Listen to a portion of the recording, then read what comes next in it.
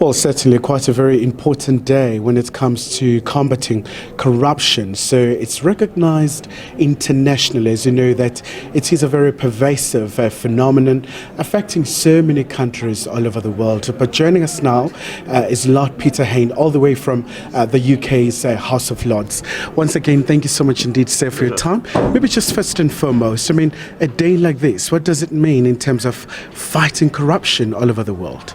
It's very important that the Public Services Commission, which is a government body, is leading this fight in South Africa, because there's been too many words and too little action.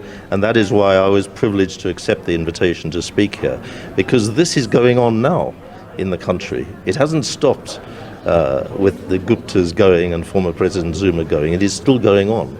And it is damaging South Africa's international reputation, and yet a lot of the global companies that have profited from this corruption are still doing the same thing.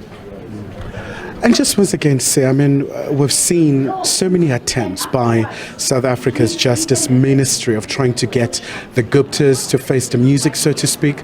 What can we do in terms of making sure that we do see justice prevailing in this particular case, especially given the very far-reaching implications when you look at the rampant corruption that happened at that particular time?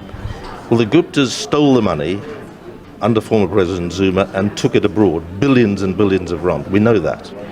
So I am asking the South African government to engage with the government of the United Arab Emirates, because a lot of it went through Dubai, with the Chinese government, because a lot of it went through Hong Kong, with the British government, because a lot of it went through London, and other British overseas territories like Gibraltar and the Cayman Islands in the Caribbean. So there's a lot of international complicity here. You will not get the money back. You will not bring those looters to justice unless the governments of the world stop just making nice phrases and issuing nice statements, but actually did some action, which needs to happen in South Africa as well.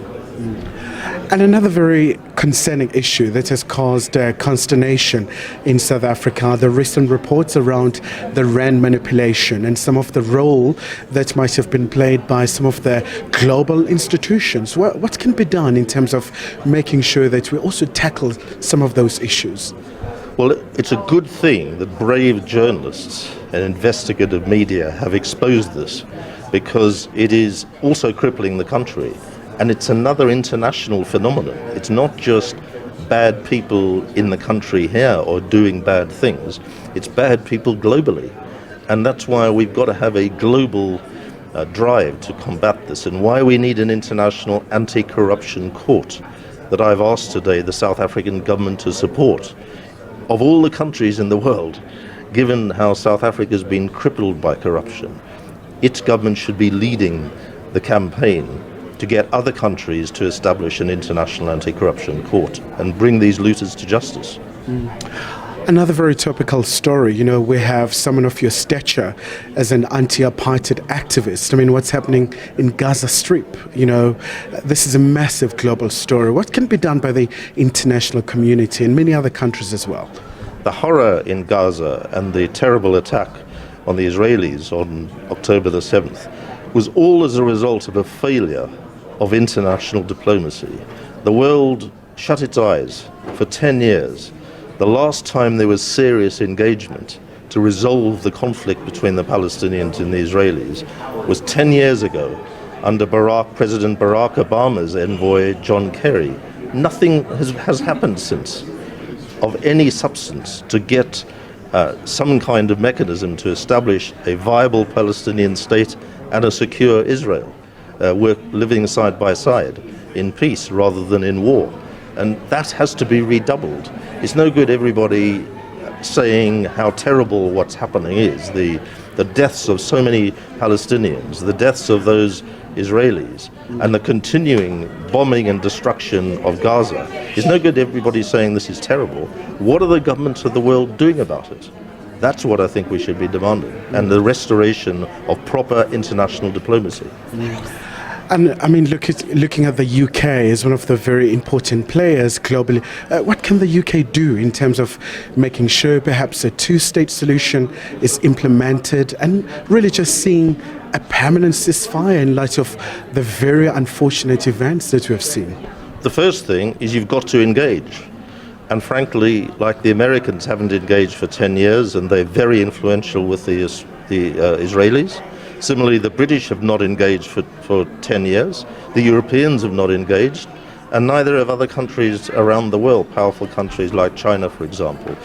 The international community now needs to recognize that this horror must never happen again and establish a viable Palestinian state, if it's possible, with the destruction of Gaza by Israeli bombings and other attacks, and the illegal settlements in the West Bank. If a Palestinian state is possible in those territories, which are Palestinian territories, then we want that to happen soon, and Israel's security guaranteed as well.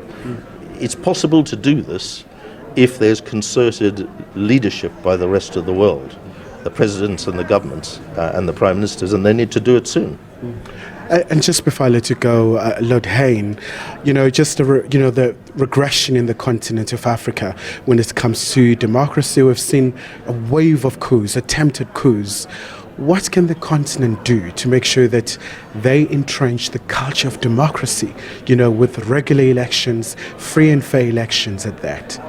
It's very important. Until recent years, Africa had been making big progress in establishing democracy right across the continent, and proper elections, sometimes not always as free as we would want them to be. But there's interference with elections elsewhere in the world.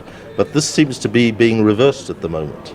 And South Africa has such a proud record of struggle to achieve democracy, and then 30 years of democracy so far.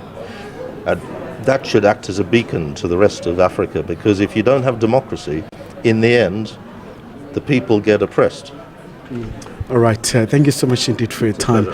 Lord Hain, they're really just talking to us about a variety of issues, but most importantly, it's about marking that Anti-Corruption International Day. So it's recognized globally as one of the most important platforms in tackling this particular issue.